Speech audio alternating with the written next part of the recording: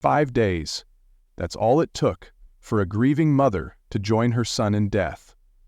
Homicides in less than 1 week in South Bend. The latest last night as 32-year-old Kaylin Davidson was shot in front of a downtown restaurant after a fight. Police have arrested 26-year-old Kamari Wright in connection to that shooting.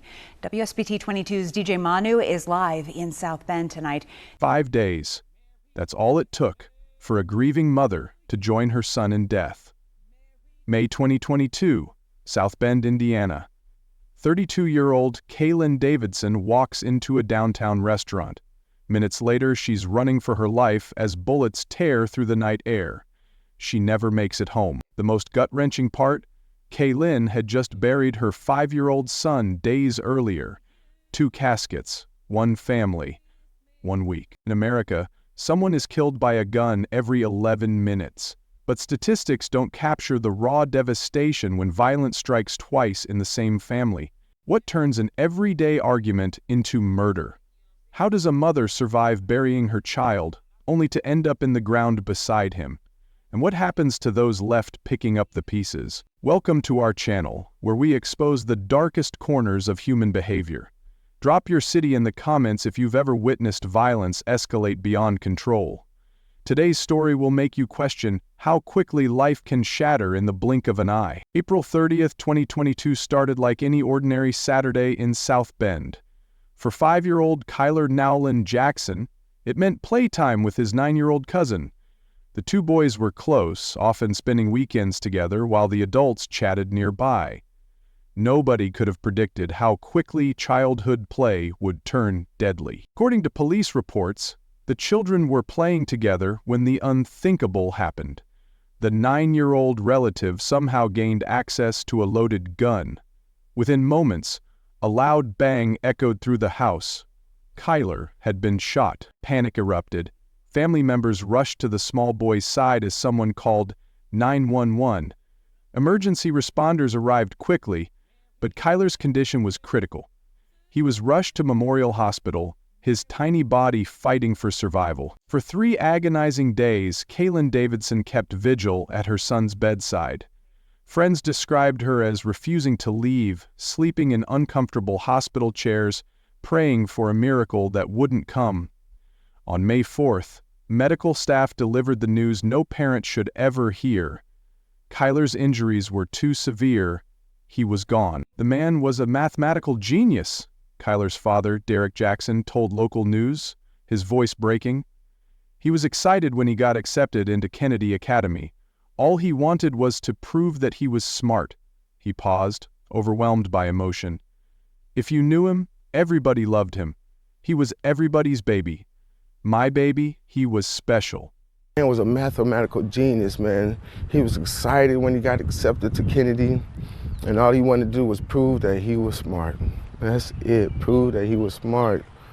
If you knew him, everybody loved him. He was everybody's baby. My baby, he was special. He was special. The community rallied around the devastated family. Neighbors brought food. Friends organized fundraisers. Local officials spoke out about the tragedy, using it to highlight the dangers of unsecured firearms in homes with children. For Kaylin, the world had stopped turning. Friends described her as moving through the following days in a fog of grief, making funeral arrangements no mother should have to make, selecting a small casket, choosing clothes for her son to wear for eternity, picking out flowers for a ceremony that came decades too soon. On May 12th, the community gathered to say goodbye to Kyler. The funeral was held at a local church with Reverend Kenneth Lee presiding. The church overflowed with mourners, family members, teachers from Kennedy Academy, neighbors, and community leaders. Photos of Kyler's bright smile decorated the space, a painful reminder of all the potential cut short. During the service, Reverend Lee spoke words that would later seem hauntingly prophetic.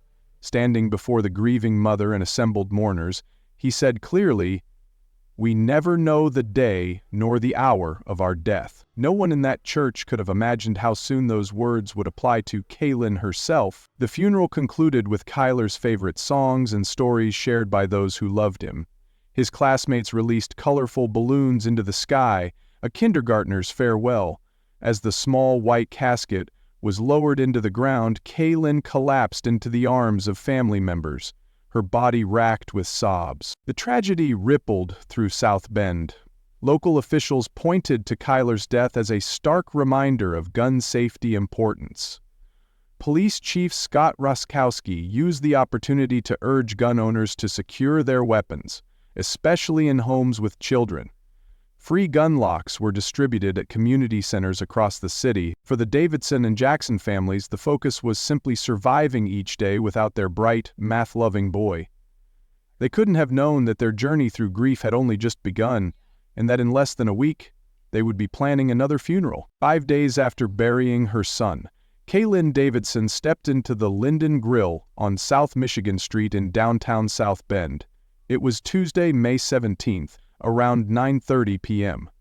The restaurant, known for its casual atmosphere and comfort food, was busy with the dinner crowd. Security cameras would later capture every moment of what happened next. The Linden Grill wasn't just any restaurant that night. Sitting inside was 26-year-old Kimmery Wright. What connection existed between these two women remains unclear from public records. What we do know is that when Kaylin spotted Wright, something changed.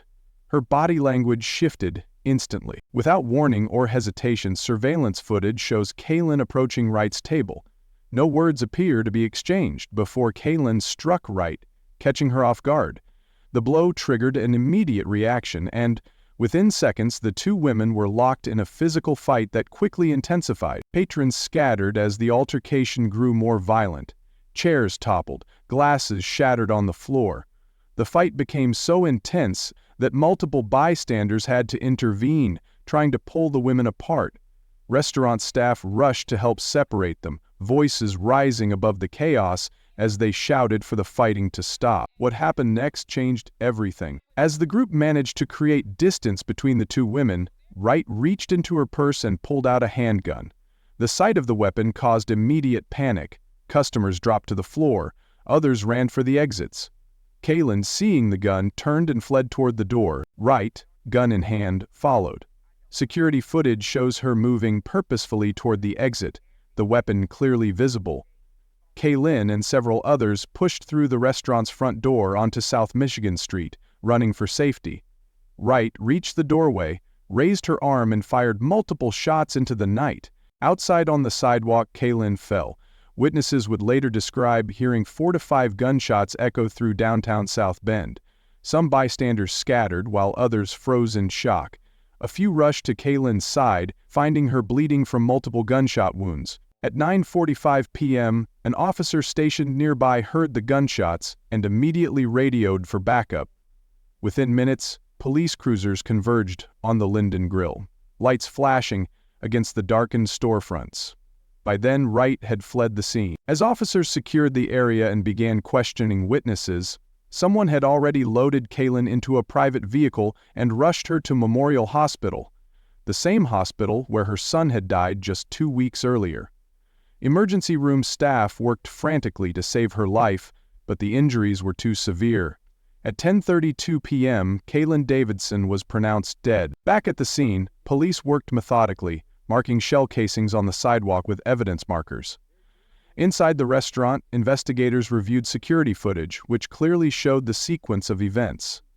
Witnesses provided statements, many still shaking from what they'd seen. "I just couldn't believe how fast it happened," one witness told local news, requesting anonymity. "1 minute they're fighting, the next there's a gun, and then people are running and screaming. It was like something from a movie, except it was real people, real blood." As word spread through South Bend about the shooting, those who knew Kaylin realized the horrific connection. This was the same mother who had just buried her 5-year-old son. The same family was now facing another funeral, another grave, another unbearable loss. Police launched an immediate manhunt for Kimmery Wright. Using witness descriptions and the clear security footage, they distributed her information to all units. The search didn't last long. In the early morning hours of May 18th, less than 12 hours after the shooting, officers located and arrested Wright without incident. During initial questioning, Wright acknowledged her presence at the restaurant but offered little else. She was booked into the St. Joseph County Jail on preliminary charges of murder, with formal charges pending the prosecutor's review. For the Davidson family, the news of Kaylin's death arrived like a cruel joke. They had just returned to their homes after Kyler's funeral, still surrounded by sympathy cards and flower arrangements. Now, they faced the unthinkable task of planning another funeral for another family member killed by another gun. "I don't know if I have any tears left," Police Chief Scott Ruskowski told reporters the next day, his voice thick with emotion. "I don't know how many times that I can throw up." I don't know if I have any tears left. I don't know if, how many times that I can throw up. His raw reaction reflected the city's collective grief and frustration with the continuing violence. As dawn broke over South Bend on May 18th, the community awakened to news of yet another shooting death, the fourth homicide in less than a week for the city. But this one carried a particularly cruel twist, a mother joining her child in death, leaving behind a family fractured by two senseless acts of gun violence just days apart. By daybreak on May 18th, news of Kimmery Wright's arrest spread through South Bend. Police had taken her into custody without incident, finding her at a residence just hours after the shooting. The 26-year-old was initially held on preliminary murder charges while investigators built their case. The St. Joseph County Prosecutor's Office moved quickly. After reviewing the surveillance footage from Linden Grill and interviewing multiple witnesses, they formally charged Wright on May 19th with murder and voluntary manslaughter. The dual charges gave prosecutors flexibility as the case progressed toward trial. What made this case particularly complex was the question of self-defense. In Indiana, like many states, individuals have the right to defend themselves when threatened. However, the prosecutor's office released a statement making their position clear. Despite Kaylin Davidson initiating the physical confrontation, Wright's actions didn't qualify as justified self-defense. While the evidence suggests that the victim may have engaged in a physical altercation with the defendant due to the lack of imminent threat toward Wright or a third person, the prosecutor's office did not find that the homicide was justifiable, the statement read. The key factor, timing. When Wright fired the fatal shots, Davidson was fleeing the restaurant. The fight had been broken up. The immediate danger had passed. By following Davidson to the door and firing at her retreating figure, Wright crossed the line from potential self-defense to criminal homicide. At Wright's initial hearing, she appeared via video from the county jail. The judge read the charges: murder carrying a potential 45 to 65 year sentence, and voluntary manslaughter with a possible 10 to 30-year term. Wright spoke little during the hearing, only acknowledging that she understood the charges against her. The court appointed a public defender, and Wright was ordered held without bond pending trial. The prosecutor's office also filed for an enhancement due to the use of a firearm, which could add years to any sentence if Wright was convicted. Meanwhile, investigators continued building their case. They collected and analyzed shell casings from the scene, matching them to the weapon recovered during Wright's arrest. They compiled statements from over a dozen witnesses who had been inside the restaurant. The medical examiner's report confirmed Davidson died from multiple gunshot wounds to the torso. What remained unclear was the connection between the two women. Why had Davidson approached Wright so aggressively? What history existed between them? Rumors swirled through the community, but officials remained tight-lipped about potential motives. Some speculated the confrontation might have been connected to Davidson's grief over her son's recent death. Others wondered if there was a previous dispute between the women. The prosecutor's office declined to comment on motive, focusing instead on the legal elements of the case. As summer turned to fall, the legal process inched forward. Wright's defense attorney requested and received multiple continuances, pushing the trial date back repeatedly. In June 2023, over a year after the shooting, prosecutors added a firearm enhancement charge, potentially increasing Wright's sentence if convicted. Wright's defense team fought back, filing motions to suppress certain evidence and arguing that their client feared for her life during the altercation. They painted Davidson as the aggressor who had violently attacked their client without provocation, The surveillance video, they argued, didn't tell the whole story. For Davidson's family, each delay meant another month of waiting for justice, another month of living with 2 empty chairs at family gatherings, another month of visiting 2 graves instead of 1. If you're watching this right now, I want you to pause and think. What would you do if violence took someone you loved? Would you seek justice through the courts? Would you push for changes in your community? Or would you be consumed by grief? Drop your thoughts in the comments below. Your perspective might help someone else processing a similar loss. As the case against Kimmery Wright finally headed toward trial in September 2023, both the prosecution and defense prepared their arguments. The prosecution had the video evidence, the fleeing victim, the multiple gunshots. The defense had a client who had been physically attacked without warning in a public place.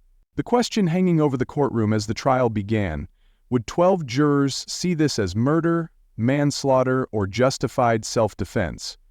The answer would determine whether Wright walked free or spent decades behind bars, and whether Davidson's family would find the justice they sought. No one could have predicted what the jury would ultimately decide. Kaylin Davidson's murder didn't happen in isolation. Her death marked South Bend's 4th homicide in less than a week, part of a violent surge that left the city reeling. Community leaders described the atmosphere as tense, with residents on edge wondering where violence might erupt next. The day after Davidson's death, Police Chief Scott Ruskowski stood before reporters, his usual professional demeanor cracking under the weight of the week's events. "I don't know if I have any tears left," he admitted, his voice unsteady. "I don't know how many times that I can throw up." The raw admission revealed how deeply the violence had affected even veteran law enforcement. For a city of roughly 100,000 people, the cluster of killings represented an alarming spike. Community meetings hastily organized in the days following Davidson's death overflowed with concerned residents demanding answers and action. No one felt the double tragedy more acutely than Reverend Kenneth Lee. As both a city councilman and the pastor who had presided over Kyler's funeral, Lee found himself in the unique position of addressing the crisis as both a spiritual leader and public official. "They have had 3 tragedies," Lee told local media, referring to the Davidson family: Kyler, the nephew who accidentally shot him, and now Kyler's mom. The 9-year-old who had accidentally shot Kyler was also a victim in this story, a child who would carry the weight of what happened for the rest of his life. Lee's perspective on the violence went beyond the individual cases to address root causes. "It's people. It's just not South Bend," he explained. "People who are allowing gun violence to be a way of life have got to change their behavior. A gun may make a person feel powerful, but once you pull the trigger, you can't take it back." His words resonated with many in the community who saw the Davidson family's losses as emblematic of a broader crisis. Gun violence had become so normalized that children had access to loaded weapons, and adults turned to guns to resolve conflicts that began with words or fists. In the weeks following Davidson's death, community organizations responded with action. Local groups organized gun buyback programs, collecting over 200 unwanted firearms from homes across the city. Youth centers extended their hours, providing safe spaces for teenagers during evening hours when violence often peaked. Schools across South Bend implemented additional counseling services, recognizing that many students were processing trauma from violence they'd witnessed or lost friends and family members too. At Kennedy Academy, where Kyler had been accepted, staff created a memorial garden in his honor. Local officials faced tough questions at town halls. Why weren't there more police downtown? What was being done about illegal guns? How could the city prevent retaliatory violence? The answers rarely satisfied everyone, but the conversations themselves represented a community refusing to accept violence as inevitable. For many residents, the Davidson family's double tragedy became a rallying point. T-shirts bearing the message, "Live for Kyler and Kaylin," appeared throughout the city. Murals featuring their faces went up on buildings near downtown. Their names became shorthand for the human cost of gun violence. If we can't live for our children and raise our children, then what else do we have? Reverend Lee asked during a community prayer vigil held a week after Davidson's death. Hundreds attended, holding candles that illuminated faces streaked with tears. The question hung in the air, unanswered but urgent. As South Bend buried two members of the same family within days of each other, the community faced a choice: accept violence as inevitable or commit to the difficult work of creating change. For the moment, at least, it seemed many were choosing the latter. After multiple delays, Kimmery Wright's trial finally began in late October 2023. The courtroom filled daily with Davidson family members on one side and Wright supporters on the other. The centerpiece of the prosecution's case was the surveillance video, played repeatedly for jurors who watched the fatal confrontation unfold, frame by frame. Prosecutors emphasized the critical moments after the fight was broken up. Wright following Davidson to the door, raising the gun, firing multiple times at a retreating figure.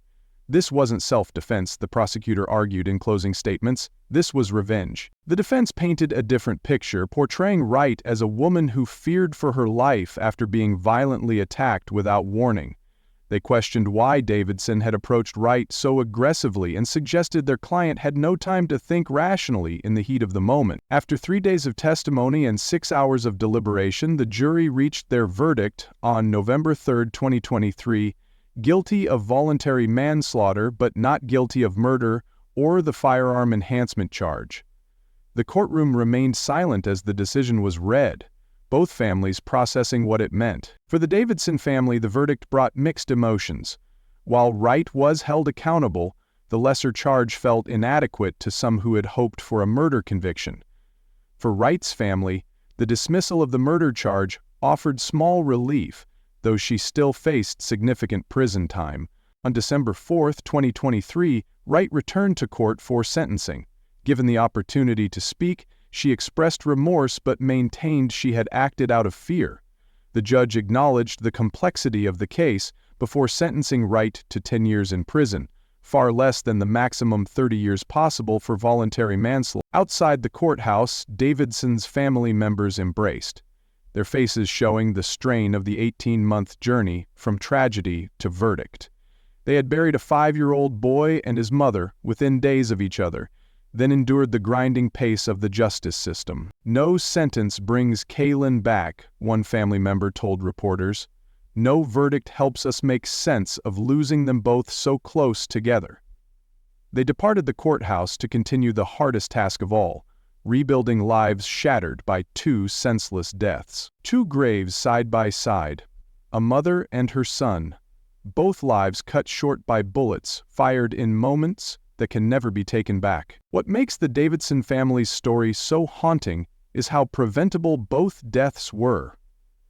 A secured gun could have saved Kyler. A different choice in that restaurant doorway could have saved Kaylin. Instead, a family now visits 2 graves, and a community continues to grapple with the aftermath. Every day in America, over 120 people die from gun violence. Behind each statistic is a story like this one. Families shattered, futures erased, communities left searching for answers. The Davidson tragedy forces us to confront uncomfortable questions about how we resolve conflicts and how easily accessible deadly weapons remain. Reverend Lee's question still echoes: if we can't live for our children and raise our children, then what else do we have? Perhaps the most fitting memorial for Kaylin and Kyler would be communities committed to breaking cycles of violence before more families face similar losses. If this story impacted you, hit subscribe to join our true crime family. Then tell me below, what one change could prevent tragedies like this? Your insight might save a life. Until next time, remember that behind every crime is a human story that deserves to be told.